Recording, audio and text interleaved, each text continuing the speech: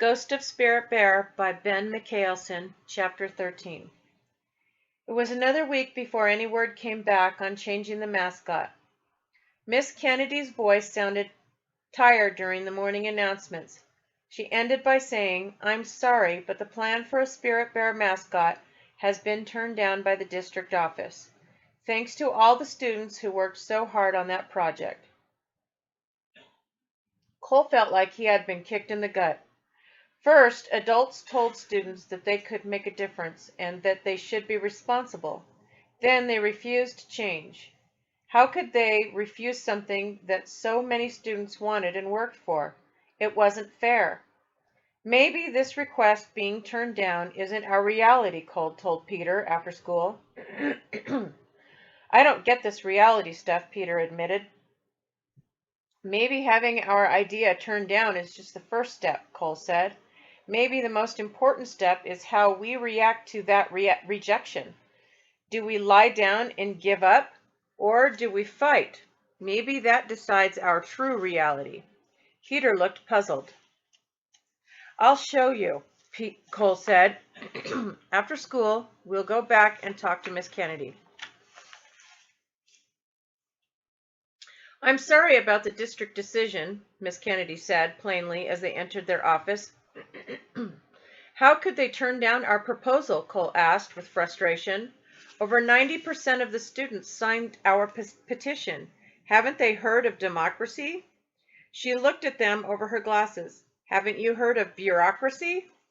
They said the cost of changing sports and band uniforms would be prohibitive. They think the Minneapolis Central Bulldogs have a rich tradition that needs to be respected and preserved." Yeah, like a tradition of failures, suicide, gangs, shootings, and drugs," Cole replied. "The main reason," Miss Kennedy said, "is probably all the parents out there who once attended Minneapolis Central. They still have fond memories of being Bulldogs. That was their lives. What's important right now is our lives." Miss Kennedy threw her hands up. "They've made up their mind." "And so have we," Cole said stubbornly. Miss Kennedy shrugged. "I suppose you could take it before the school board, but they usually follow the recommendation of the district office." She stood and looked at her calendar. "They meet twice a month. Next meeting is this Wednesday evening upstairs at the district office. Every meeting allows time for public comments." "I'll do that," Cole said, "but only if you're serious about helping us fight this. Otherwise, we're wasting our time." Miss Kennedy leaned back. "This school has made some real progress since the circle, but appealing the district's decision could open up a real can of worms for me." "They're the ones who opened the can of worms by turning down our request," Cole said. He smiled. "Besides, what's important, us or your job?" That night, Cole called Garvey. "Can you believe they turned us down when 90% of the students wanted the change?" "That's why I don't like dealing with bureaucrats," Garvey said. "Just remember, real change seldom happens overnight." "I just want it to happen in my lifetime." "Then make it happen." "But how?" Cole asked before Garvey could answer. Cole added, "I know, I'll think of something." "You will," Garvey answered. Nervous, Cole attended Wednesday night's school board meeting along with Peter. Several other students joined them, including Keith. Keith still acted funny around Peter. Cole rehearsed what he planned to say in his mind, fearing he would open his mouth and nothing would come out but gibberish. He grew even more afraid when the board members started in with all their proper legal mumbo-jumbo. Everything was proclamations, nominations, proposals, addendums, agendas, amendments, and motions. It was like a meeting of Congress. Cole had the greatest urge to just leave and forget the whole stupid thing. Why should we care? Miss Kennedy didn't. But too many students had joined him. He couldn't back out. Cole forced in deep breaths to keep from freaking. Finally, the board chairman, a short, balding man, announced that the meeting was open for public comments. Cole raised his hand. The chairman motioned toward the microphone at the front of the room and said, "Please step forward and state your name and address for the record and what it is you wish to comment about."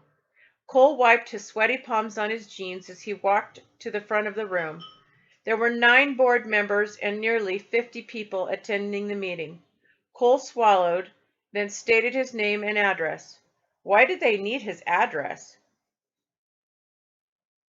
Were they going to publish this in the paper to turn it over to the police? Briefly, Cole told them who he was and what he had experienced on the island. Something he suspected they already knew. "The circle is what helped me," he said, "and that is why we had a circle at school." "Yes, I've heard about you and Alaska, and I also heard about your school circle," the chairman said. "But what is your request or comment tonight?" "Well, the circle is why I'm here," Cole said. "We need your help. Why is our mascot a growling bulldog? If real strength comes from inside ourselves," he paused, "the spirit bear showed me my inner strength to show that we want real change. We want to change our mascot and team name to the Minneapolis Central Spirit Bears." Cole walked up and handed over the petition and cost estimates. "We've collected these. Over 90% of the students agree this is what they want." "It sounds good, but this type of request needs to be submitted to the district office," the chairman said, glancing over the papers. "We did that," Cole said, "and they turned it down. They said it would be too expensive." "Have you considered that aspect?" another board member asked. Cole nodded. "You have the rough estimate of cost with the petition, but the real costs are when students fail or turn out to be losers."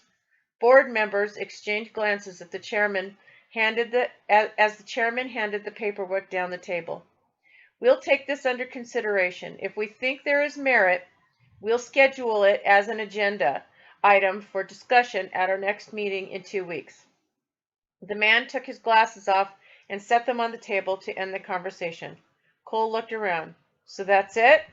The chairman nodded and smiled politely. "That's it." He looked past Cole into the audience. "Are there any other public comments?" Feeling defeated by the board's curt reaction, Cole left the meeting with Peter and the other students. Outside, one of the kids mimicked the board members. "We'll discuss this later," he said in a Donald Duck voice. Everybody laughed. "Yeah, I'll bet they'll discuss it," one student grumped. "I'll bet the petition is already in the garbage can." Cole turned to Keith. "Thanks for coming tonight." "Whatever," Keith said, not meeting Cole's eyes. "Is something wrong?" Cole asked. Keith turned to Peter. "Can we talk?" he asked. Peter eyed him suspiciously. "You were one of the guys who beat me up, weren't you?" Keith shook his head. "No, but I know who it was." "Who?" Peter said. "I can't rat out my friends." "You can't or you won't," Peter said, staring. He blinked as he fought back tears. "If you protect them, you're scum too," he shouted, then he turned and ran. Cole looked Keith hard in the eyes. "Peter's right. If that's the kind of friends you want, you're scum too. I thought you were better than them." Keith hung his head. "I could have stopped it, but I wasn't big enough. I told the guys later that what they did was chicken, and I've quit hanging out with them." "Can you talk to Peter for me and explain?" "Explain what?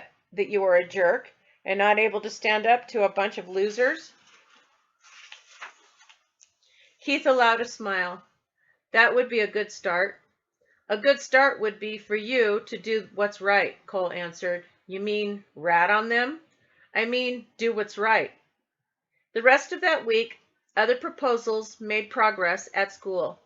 One group started up the program that had honor students helping struggling ones. The new school newspaper, Our Voice, ran its first issue. The front page article was about grading teachers. One kid wrote, "Colleges allow professors to be graded. Companies allow employees to grade supervisors. If teachers don't want to be graded by students, maybe we need to start a black market grading system where kids vote and the results are posted on an outside website. The article concluded, if teachers don't need permission to teach poorly, then why do we need permission to grade them? Several teachers threatened to have the newspaper closed down because of the article, but Miss Kennedy sided reluctantly with the students, saying, I support the paper and a student's right of expression as long as they respect other viewpoints. Miss Kennedy is destroying this school, Cole heard one teacher comment to another in the hallway.